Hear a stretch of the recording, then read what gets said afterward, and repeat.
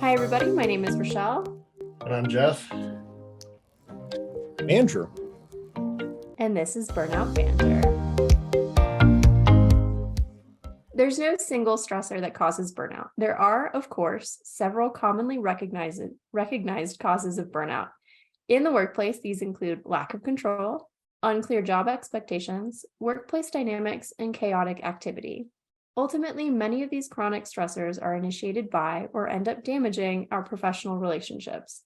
Dysfunctional workplace dynamics put undue stress on us and our colleagues, which often results in burnout. In today's episode, we're going to explore these chaotic workplace dynamics. Specifically, we're going to look at how technical staff, or SMEs, and proposal professionals are often at odds, how they can better work together, and how other groups can emulate good habits for positive workplace dynamics. Today, we're joined by special guest, Andrew Pelloso. Andrew is an environmental consultant and regulatory specialist with 29 years of experience navigating complex permitting and regulatory challenges in both the public and private sectors, focusing on environmental requirements at the local, state, and federal levels.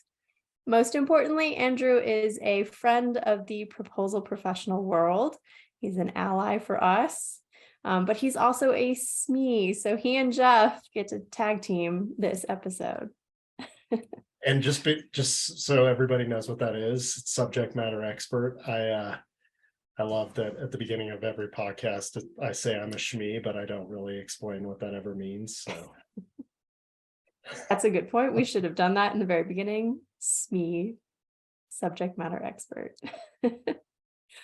Before we jump into today's topic, remember to subscribe to the podcast on Spotify, Amazon, Apple Podcasts, YouTube, or wherever you listen so that you can stay up to date with the latest banter.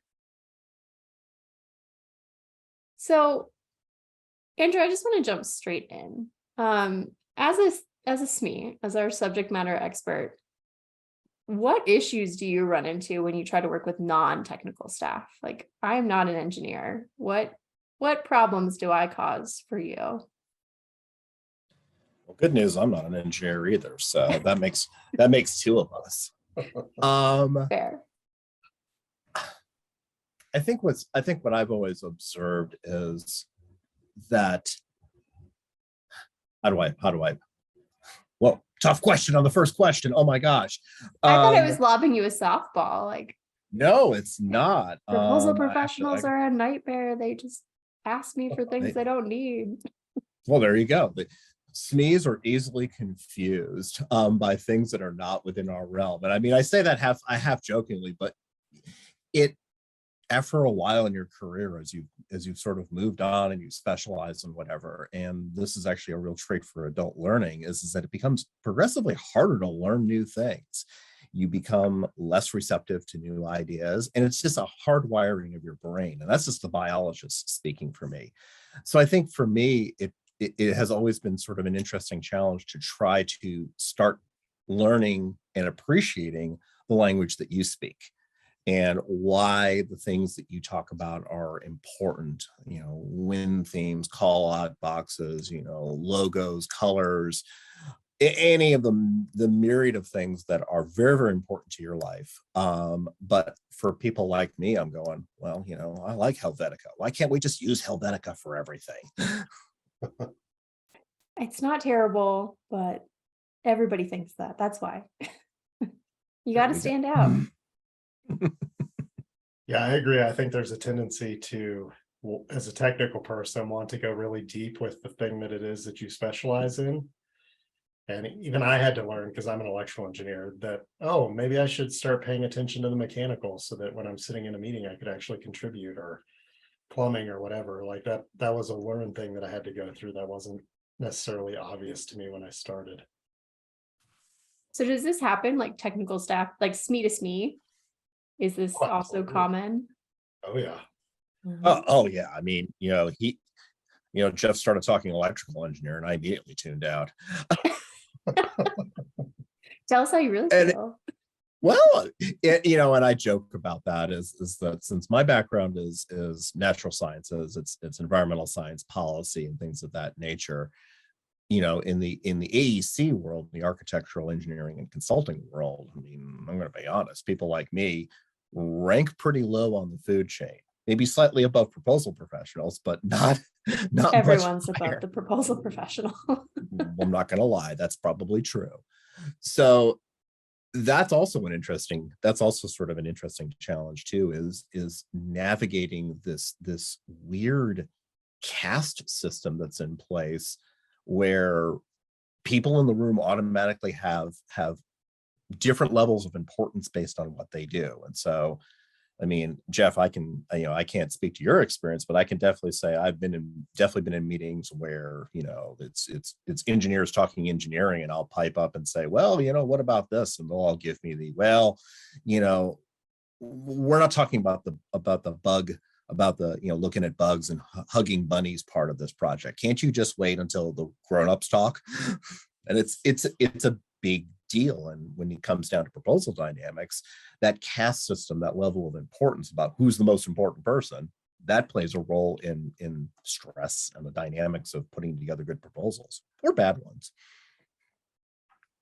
Yeah, I would agree. And, it's almost so, working in an MEP firm, whenever we go to meetings, the electricals almost always go last for whatever reason. I have no idea. But usually the meeting time is over before we ever get to our stuff. And so it is an interesting dynamic, and why that happens, I have no idea, but Yours is the most complicated. I'm going to tell you from an architect's perspective, they're like, they don't want to hear it. I think going back to Andrew's point earlier, like that is beyond their realm. Like they know enough to be dangerous, right? Like, because they have to pull all the things together. They have to coordinate with all of you. But like I think electrical, I've been told, at least from the architecture side, like when they're doing their exams, like that's the hardest exam to pass. And so all of them are traumatized by it. And so they put you last so they don't have to relive it. That's my theory. But we do blow off deadlines for each other too, right? So it's not that we're just skipping proposal deadlines. I've even heard architects say that they prefer to hire mechanical and electrical from separate firms because they're more accountable to each other than we are internally to ourselves.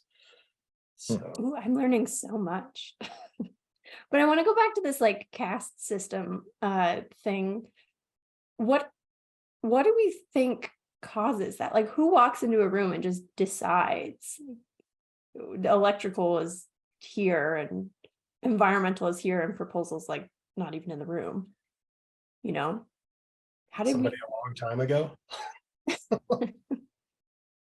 Maybe. And we could pick on our favorite targets, which, again, now that I've become old and I'm male and I'm Caucasian, we can pick on those guys. I mean, from my experience, and again, being in the industry as long as I have, is that there always was a caste system. There was always sort of a hierarchy of people that do things, and that you have to look to those people for guidance, direction, and it sort of permeates the world that people are in. And from my perspective, being in firms where especially in the firms where I was working with engineers, construction managers, project managers, and things like that, there's definitely a hierarchy that's set up in terms of how many people do you manage, how big is your project, even translates into compensation and into bonuses.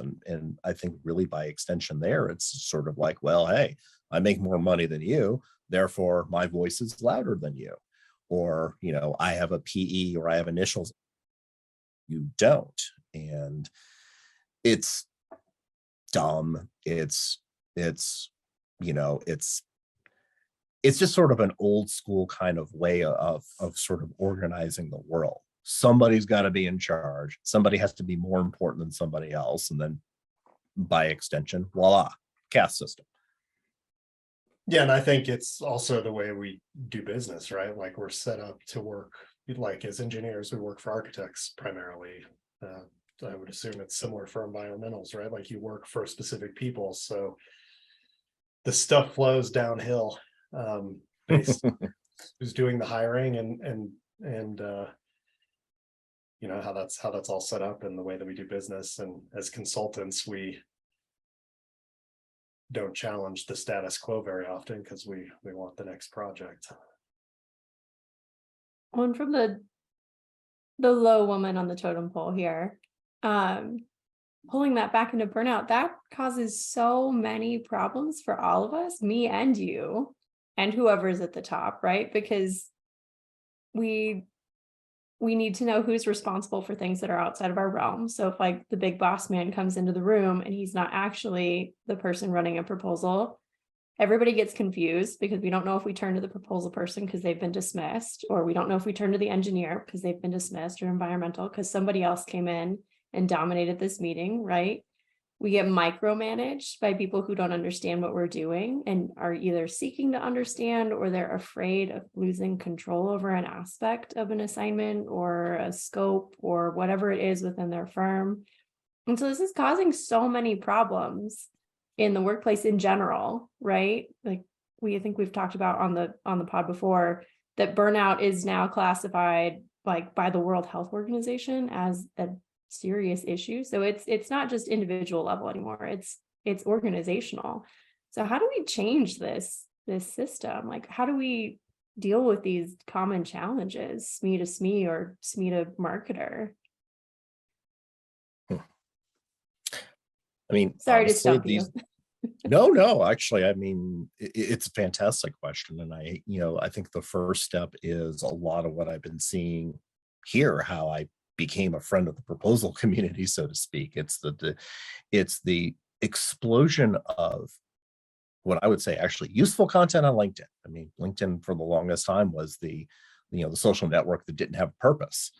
And I would really say in particular over, COVID and the past few years, the network has exploded in terms of groups and groups of people who are bound together by, tasks, say proposal professionals, just starting to talk.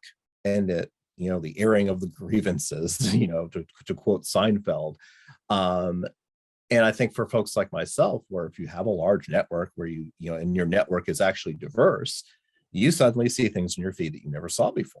And this is part of what drew me to learning more about the proposal community and learning more about, well, how the heck do I do stuff?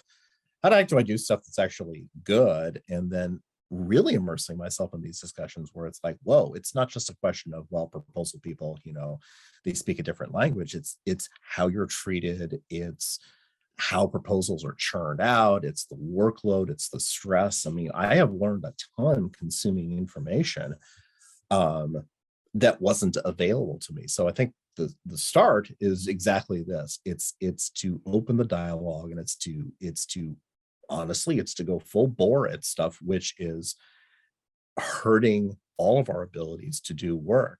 I honestly appreciate the fact that LinkedIn has embraced discussion, which is not all, yay, I got a new job, or, our company just, invented new peanut butter or something like that. And that there are people that are talking about personal struggles. There are people that are posting about, information that's, about burnout. I post a lot of information about mental health challenges and about use of alcohol and a variety of other things that are important to me.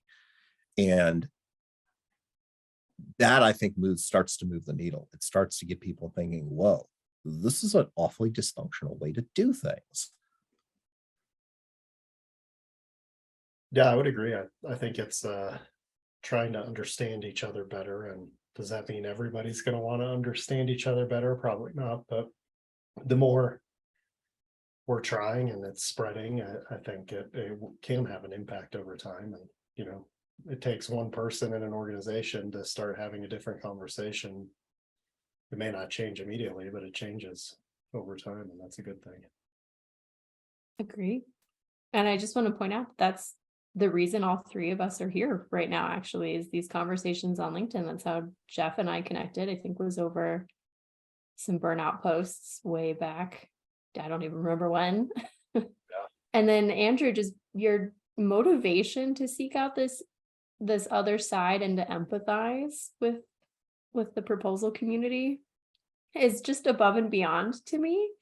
For as someone who's, over here struggling to get someone to write a paragraph for me on something that I don't understand. Like, I don't know how to pave a road or build a water treatment plant or design a hospital. Like, can you please just just tell me how? And then here you are going, well, Rochelle's obviously not asking for that for no reason. Like, she doesn't just want to know how to build a hospital. So let me go find out why. And it sounds like you self-motivated to do that, right? Or did something happen that made you seek out this information, or did it just stop popping up? Like, how did you get there? How do I get other SMEs there? And it's bizarre to me. I don't understand how so many of us that work in this industry who have companies that espouse seller doer, which means, everybody sells, everybody works. How so many people can be so cavalier about proposals. I've been in a number of different companies and they've had wildly different approaches to doing things. I was with a very large AEC firm that they put a bunch of us project managers and first level and second level managers through proposal training where we learned about these concepts. And it was a very, sometimes very painful process to be in the room with people that are like, I don't understand why I have to care about a stupid call out box. These people are going to hardwire us for this work and, all the other sort of stuff that you hear. And for me, I'm just sort of like, okay, well, how do I sell to people? And I came from 18 years of government into the private sector. And so I feel like I missed a period of time where I'm like, no, maybe they all had selling classes that I didn't have. And so for me, I take proposals really seriously. They didn't. I know. I've learned that the hard way that no, they didn't. But I take proposals seriously because it's like, well, the last time I checked, my continued employment, my bonuses, and the company's well-being all hinge on the time that I'm spending on those things. And I want to be as successful as humanly possible at whatever I'm doing. And the other thing that I've learned over time too, it's funny being lower on the food chain, is I have an immense amount of respect for other people that do other jobs. I may poke a little bit at folks who have PEs, but it's like, I don't design bridges. I don't design, massive electrical grids or things like that. But my job requires that I understand those things because I have to figure out how permits work. I have to figure out how, hey, you want to park a really large crane here to do this. You can't do that there because that's a sensitive area. So over time, I've just, in this industry, I've had no choice but to basically learn other people's jobs. And one of the jobs that really sticks out to me is that there is a whole, obviously, set of professionals like yourself, Rochelle, that do this, that have been trained to do this. You are an elite fighting force of people that are desperately trying to help us win proposals, win work, make money. And God, I'll tell you, honestly, it's just got to be rough. I have friends who are who do this work for a living, and it's got to be the worst job in the world that you have. I used to think my job was the worst job, and then I really got to know what you guys do.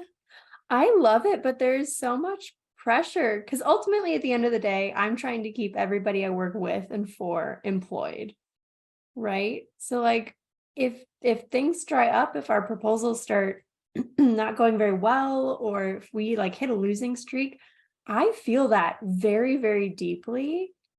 And it seems like the proposal pro often gets like the brunt of that. If you don't care about that call out box and you think that this thing is hardwired for you, that's great. But when you don't win it because you didn't care, that doesn't come back on you. It comes back on us. And it's crazy to me that happens. And I think that's why so many proposal people burn out. And I imagine it's the same for you guys working SME to SME. Like if your mechanical does something that affects your electrical, or if they park that crane on top of, like a protected wetland environment or something like that, that goes back on you, not on them. Right? Like, yes, we're always pointing fingers. Jeff, I just have to point this out because we're not on camera. Jeff is nodding so hard right now. I've never seen him agree so much with something. But like, that's just, I don't really have a point here. It's crazy that we point fingers at each other no matter where we are. And I want to point out that interdepartmentally, outer departmentally, I don't know if that's a term, like we're just constantly seeking to blame instead of seeking to be accountable Or to and understand. or to understand. Wild Mhm. to me. Well, and I would argue, I mean, I have a list of topics in 2023 that I want to talk about on LinkedIn. And I think one of them is really kind of going hard at this whole, and I mean, this is really brainy stuff, but this whole idea of how we as Americans view the world and how we view work and how we see everything as a form of competition. And a lot of the things that you just described, taking responsibility, understanding, seeking, these are all anathema to winning. Winning means that I have to beat somebody, and I have to beat probably a lot of people. And so if something doesn't go well, I'm not going to take responsibility for failure. Again, a very American, a very Western trait is that failure is bad, and that the first person to volunteer to say, "Oh yeah, I take responsibility for that," that person is perceived as weak. And so I think that this plagues this work that we do, because there's so much reticence to doing post-game wrap-ups, post-proposal wrap-ups, call the client and ask them why we didn't get chosen. I mean, the number of people are like, well, you do it. No, you do it. Well, I don't want to find out. And it's like, well, because then you come back and it's like, oh, I found out that, well, Andrew, you wrote a really bad section and they didn't understand it. And they thought that we weren't qualified for the work. That goes on my resume. That goes on my record. And I don't want to volunteer to bring in information that's going to look bad on that. Better we just say that we lost and we move on, or we use the classic set of excuses that we use. Oh, somebody else was hardwired, or, oh, they were just looking for information, or all the other sort of the plethora of excuses that we use to self-diagnose in a vacuum. Right. Failure is the killer of creativity. I forget where or who said that. There's a ton of studies on this, but when we are children, we fail and we learn from it, right? And at some point we grow up and failure becomes this big scary thing. And so we stop failing and we stop learning, because you learn when you do something wrong very well, right? It's scary. We don't want to do it again. But instead we do exactly what you said. We safeguard ourselves, we protect ourselves, acting out of fear, which is something we talk about a lot in relation to burnout. And I tell you, how do we combat that? How do we do better? I guess I would argue that we stop risking. Fair. We don't stop failing. We stop acknowledging that we failed. Stop acknowledging that we failed, and we stop looking for what we learned from failing. Right. But we don't stop doing either of those two things. I was actually talking to somebody yesterday, and he was very worried about all these bad things that had happened. And I was like, well, have you learned more from the bad things that have happened, or from all the perfect, amazing things that you've done? And he had learned more from the bad stuff, right? That's where most of his growth had come from. He just didn't see it that way. Same thing with proposals. You debrief a good one and they're like, your portfolio was great. It matched exactly what we wanted. We know your team. You did a good job. You debrief a bad one and they pull apart your technical approach. They say, we don't get it. It was too in the weeds. You went totally off the rails and didn't talk about what we need to do to talk about. I get so much more valuable information from those debriefs than I do from, you did a good job. I love hearing that. Thank you. But if I'm going to do better and not fall into that trap of, reusing the same stuff over and over until it gets stale and stops winning, it's not as valuable to learn, quote unquote, from the good. You need that risk. You need that failure. Absolutely. Well, and I think it's going back to the topic. I think it's why are we all burnt out? Why are we all stressed out? Why are we? I mean, heck, I've been in proposal meetings where literally people have stormed out of the meeting, where they're like, I'm not working with you on this. You're not listening to what I have to say. So write your own damn proposal.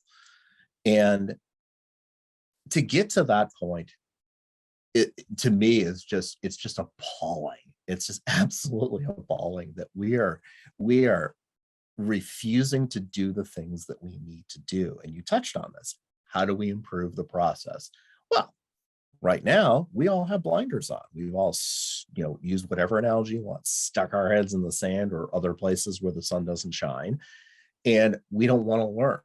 We don't want to, because the proposal environment is largely an environment of losing. I mean, what, for every RFP that's out there, what, 5 to 10 people are going to apply for it, which means there's 1 winner and 9 losers. Well, that's a pretty lousy, I mean, even for baseball standards, that's a lousy average.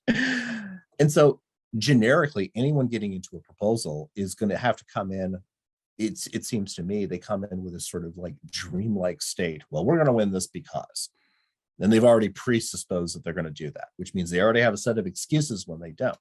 Or we're going to take a shot at this. It's a marketing opportunity. It's a, it's a stretch. We're going to get our name in front of them. And yeah, I know, for the love of God, I wish people would stop saying that. I'm going to get a taser. I think There's a cheaper way to do that. Proposals, like, it's called proposals marketing. are It's called thousands sales. and thousands of dollars. Yeah, just do sales, pick up your phone call.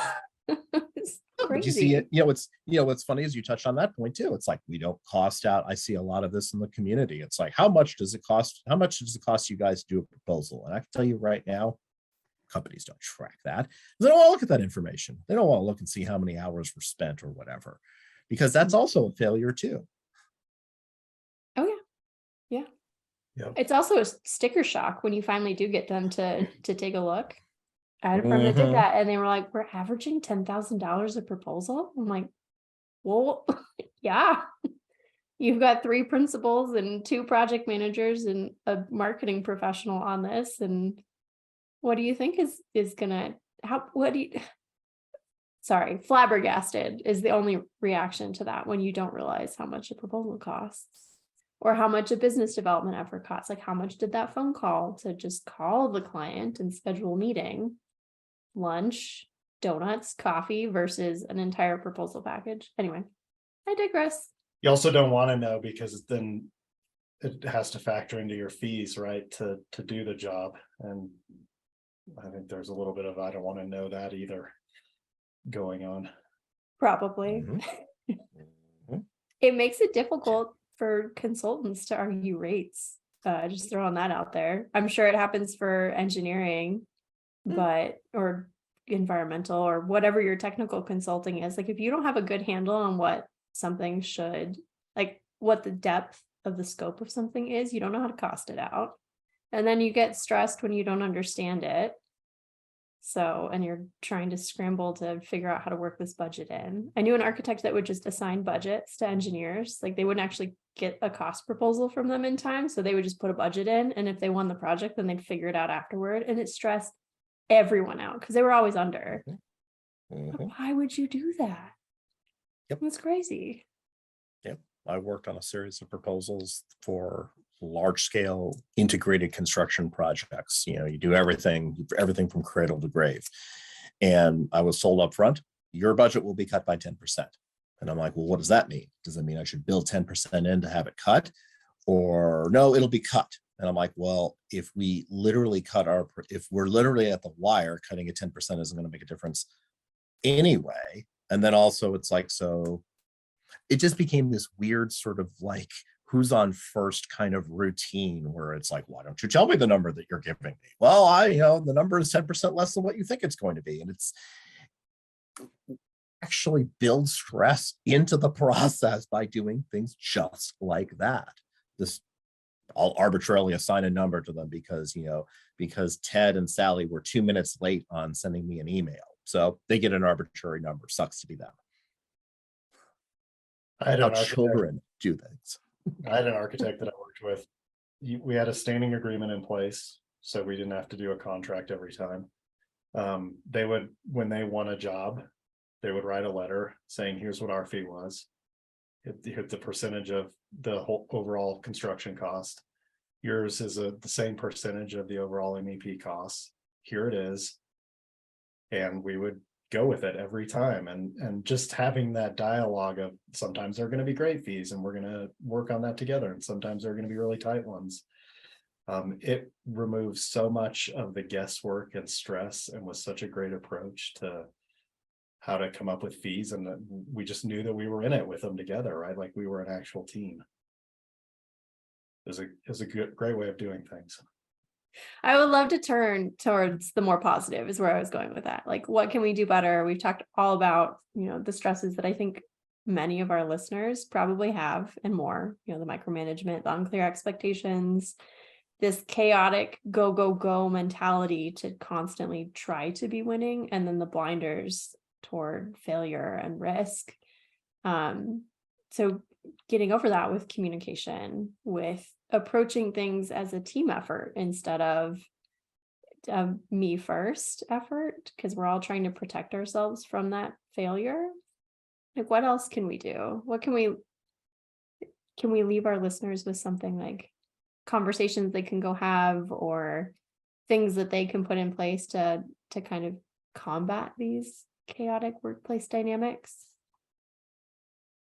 Yeah, I mean, for me, it's there are people who will be your advocate, right? That do want to understand what you're experiencing and what you're going through, and it's finding those people and having conversations, and that person may have the ear of somebody else, right? And so you never know where this chain of conversation could get to. So for me, that's a huge thing we can do instead of just taking it.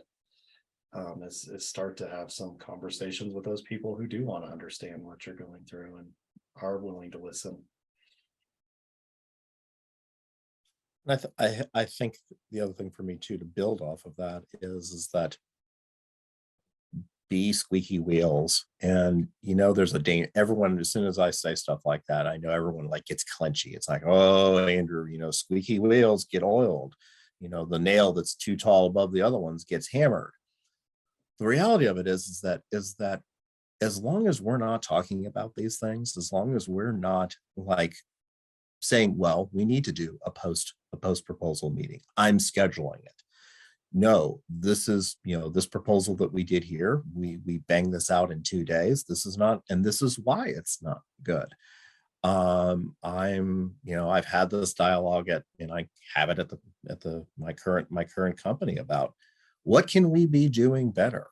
And sometimes it is framed in the positive. We all like to talk about, like, so name 5 good things that you did. Okay, well, that's fine, but sometimes you also have to name 3 bad things, and you've got to attack those things. And it does sometimes require people to be persistent and to be brave in the face of, well, Jeff, I don't want to hear this. I don't want to hear your naysaying about our proposal process. It's like, why can't you be more of a team player? And it's like, I am being a team player.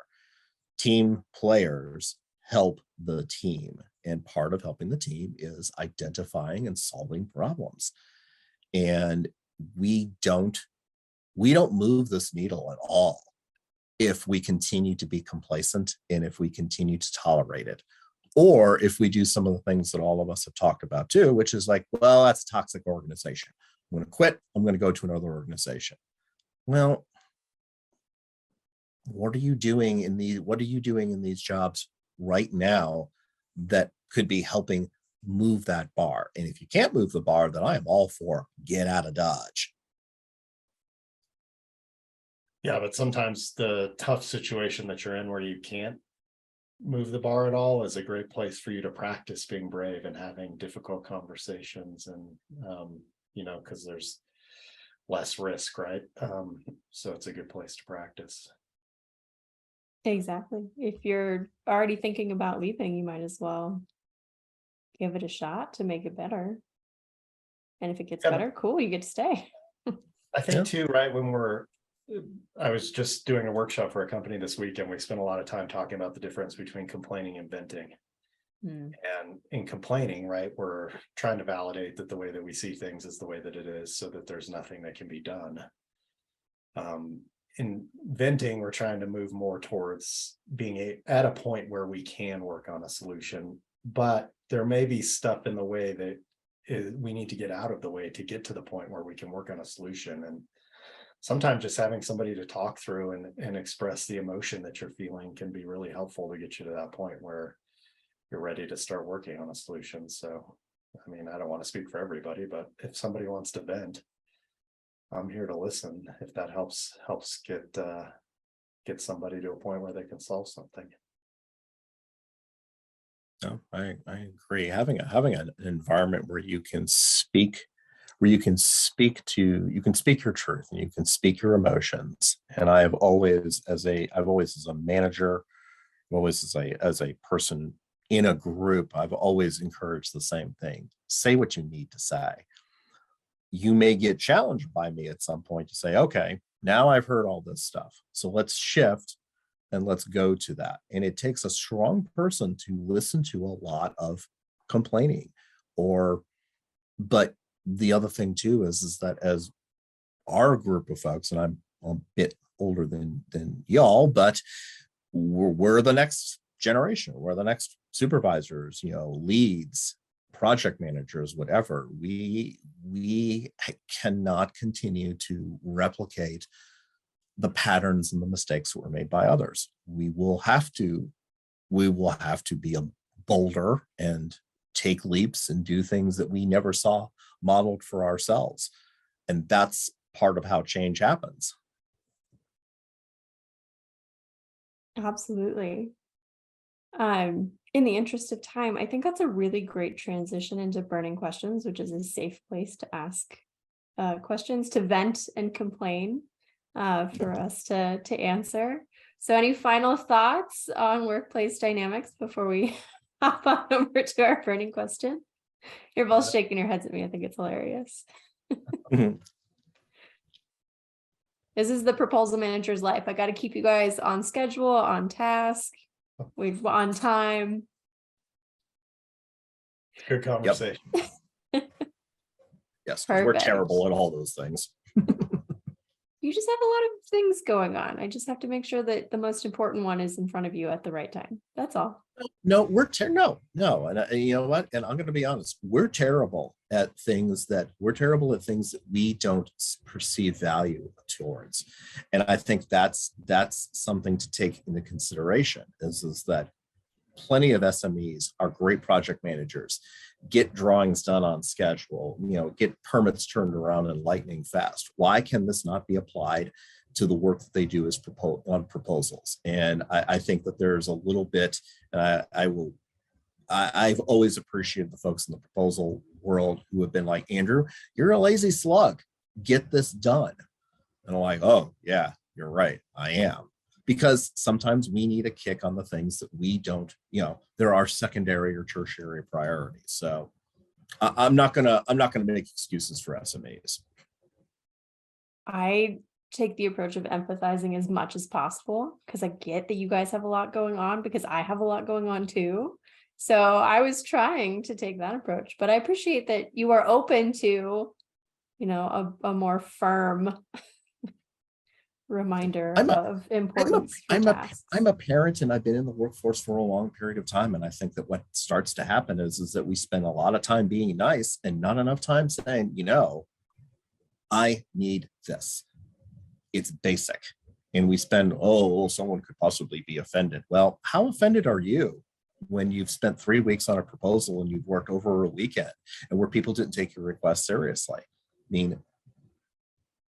I think that hearing what each other's challenges are is an important part about that. And yes, be polite, don't be a bad person, but towards honest communication is another way to solve problems. Fair point. I'm just thinking of all of the times I've tried to do the honest communication thing and I get beat back. That doesn't mean it's wrong. That's true. Took a lot of courage for you to do that. And just because somebody didn't react to it the way you would have liked, that says more about them than it does about you. And it doesn't mean you should change your behavior away from what is the best way or the right way to do things because somebody else has a bad reaction to it. It's true. I have grown a much thicker skin in 13 years of proposals. It still stings though every single time because I try so hard to be nice for as long as possible. And it's usually when I snap that I have to be brutally honest. And I'm still nice when I do it. It's always like an excuse me, this was due a week ago. And if you don't get it to me, we're gonna be non-compliant. So could you please get that to me? Thanks. Cool. Also, I CC'd your boss. Like, But just pay attention to whether or not you take that personally, right? Like the fact that right. they're not giving you what you need. A lot of us would take that personally, right? And say that I'm doing something wrong, or why don't they respect me, or whatever, when that's not the case at all. It has nothing to do with you. And now it's time for burning questions. All of this is great. And I really want to loop it into our burning question. So, because we're answering it right off the bat. But our question today is from someone who wants to know how to get a project manager to work with them. This project manager won't write content until the last minute or after, which I don't really understand why you would write content after it was due. But it's making this proposal person work late to clean up what they've been given, and they have no time to refine their content. And so I imagine the conversations we just had about being, honest and brutally honest, if necessary, can help. But I would love the take of two technical experts on this one.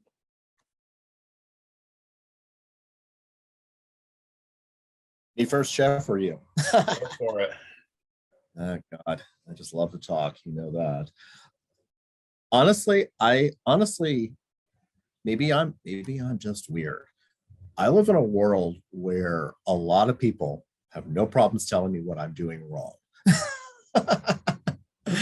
And I don't know, maybe it's because I'm an environmental and generically everything we do is wrong anyway, because we destroy people's timelines and tell them they can't put cranes in wetlands and stuff like that.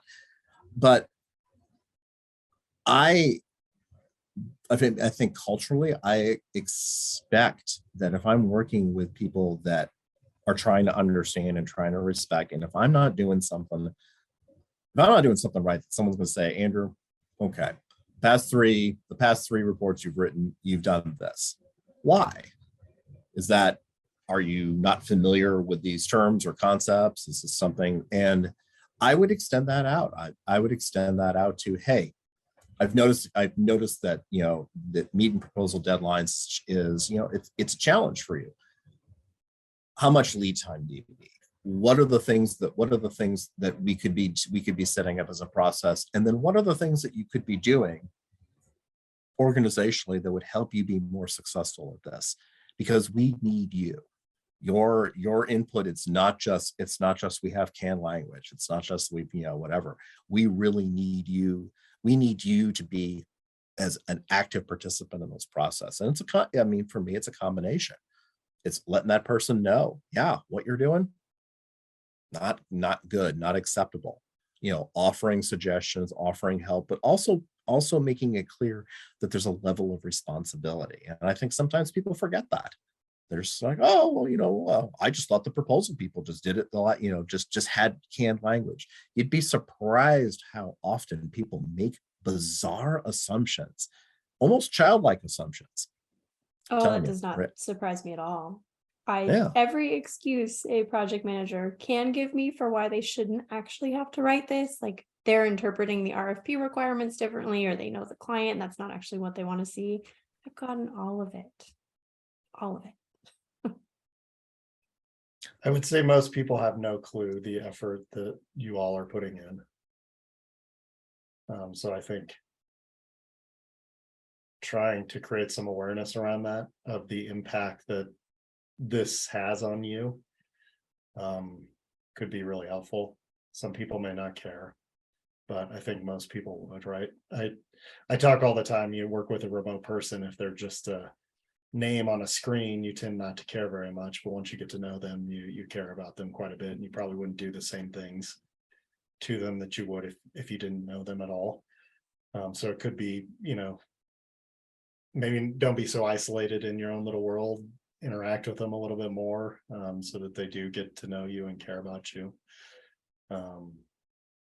We've talked about their own fear of writing, right? Like it could be, I don't know what to say, and so I don't want to feel this way, so I put this off.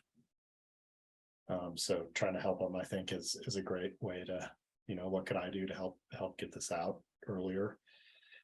And I love the way you framed, Andrew, I've noticed this is what's getting in the way. The question why can be really triggering. Why do you keep doing this? So I would try to avoid using the word why when you're trying to figure it out.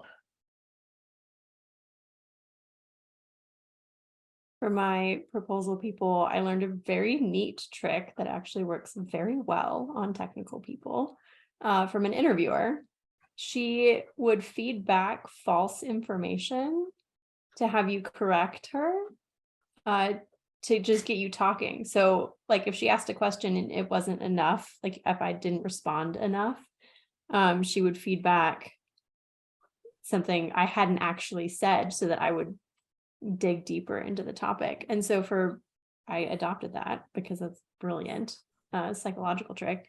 And so for my technical staff, sometimes when I've noticed that they haven't gotten started on something, I'll pull as much information as I can together and just put it in front of them. And even if it's wrong, there's like this compulsion to fix it. So a lot of my technical staff were like, oh my gosh, no, why would you say that? This is terrible, if they actually read it. And then they fix it for you. And it's easier for them to fix something than it is to start from scratch. So it's a possible technique. Sometimes actually just giving them a good start is also helpful, but yeah, or even interviewing them. We've talked about that. Yes. Right? Like, can you interview them and get the information out versus waiting for them to write it? Oh, absolutely. 15 minutes of conversation is amazing. And it saves so much time on both ends. And then again, if you get something wrong and you just give them the draft, they're much more likely to just fix what you got wrong than they are to write it from scratch. Not to mention, you're probably a way better writer than most of Yeah, us. well, not yes. But to go back to that, like, you don't know the effort that goes into this. We spend a lot of time editing your content into the tone of voice that it needs to be in to fit the rest of the proposal. I don't know how many hours I spend editing out like passive academic voice. Like, we do all of that cleanup. It's part of our job. It doesn't mean that you're a poor writer. It just means that I have brand standards that I need to meet. And I'm going to do that. So I need you to give me time to do that. And again, no reflection on you or me. It's just got to be done. So it doesn't sound like 5 different people wrote this document. Yeah. And I think that I was just going to say, as somebody who's read a lot of proposal responses as an owner's rep, you can tell. There is a clear difference. Some are very fun and exciting to read. Some are very boring and awful to read. And guess which ones score higher? The boring technical ones. No, Andrew's right. The ones that tell a story. I think what you just, it's interesting what you just said about all those things that you do in your quote unquote copious amounts of free time. That's something, honestly, that a lot of SMEs don't understand and definitely get offended or triggered or just get their feelings hurt when, they modified my 2 pages down to 2 paragraphs. Why would they do that? And then there's no communication. And so the reinforcement that they get is, well, I must not be I can't write proposals. And so I won't write content because I don't want to be judged, or I don't want to have my content edited. And there's a lot of us, I think, that sit on the side that the older we get, the more the thinner our skin gets. And just being able to hear what you just said is a wildly useful thing, I think, for briefing SMEs. I mean, maybe even a proposal kickoff meeting or something like that, to devote, here's what's going to happen to your content. We have a 15-page limit. So I'm going to adjust your words. I'm going to make sure it's factually correct, but I'm going to make sure that all 10 of us sound like we wrote the same thing. And I think demystifying some of the process for SMEs we'll probably help them write better, and we'll maybe in some cases freeze them up. It's like, I don't expect you to write proposal E's. What I need from you is, how are we going to do this?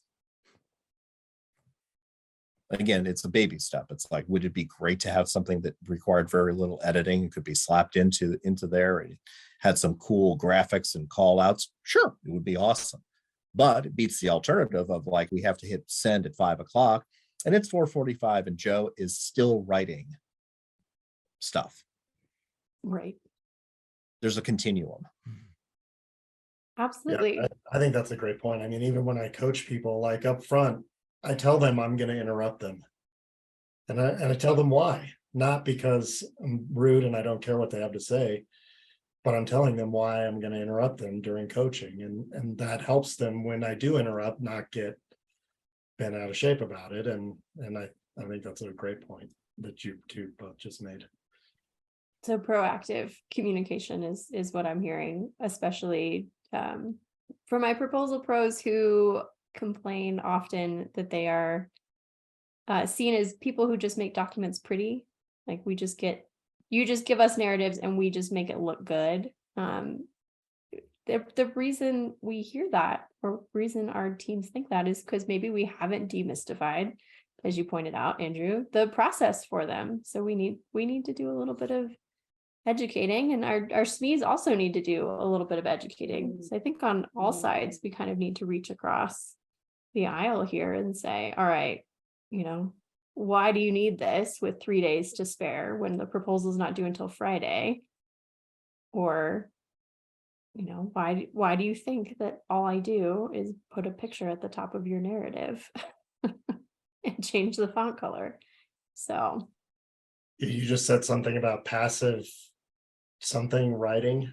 I didn't even know what that was. Oh, so passive voice is one of my favorite things. It's something that we use to make our writing sound more academic and longer. So it basically means that something is being done to something. So we could say like, the report was written by Jeff instead of Jeff wrote the report. So Jeff wrote the report is active. The report was written by Jeff is passive. And active voice is much more engaging. It's those fun to read proposals. When you start reading a lot of passive voice, you're like, okay, or it's ambiguous. Like, who is going to write the report, or the schedule will be prepared? Well, by who? Or the cost will be estimated at the schematic design phase. Cool. By who? So it leaves a lot of question marks in your proposal. And so the proposal person goes through, because it's obvious to you, it's not obvious to the client. So I spend a lot of time going through and saying the project manager will do this, or my engineer will do this, or the contractor will do this. And it's not because you did bad. Again, it's because you know, and it just didn't translate through. And I am trained to look for where those holes are and fill them in, but I need time to do that. So Yeah. if you ever wonder, no idea, and that could be why my wife says I write such long run-on sentences, because I must write very passively. Pro tip for you: if you can add "by zombies" to the end of a sentence, it is passive. If the report was written by zombies, it is passive. Gotcha. Interesting. Yeah, that's did we answer their question, do you think? I think we did. Andrew, thank you so much for bantering with us today. Friendly reminder to our listeners, if you have a burning question, you can email it to us at burnoutbanter@gmail.com. And please remember to like or subscribe to the podcast on Amazon, Spotify, Apple Podcasts, YouTube, or wherever you listen to make sure you never miss an episode.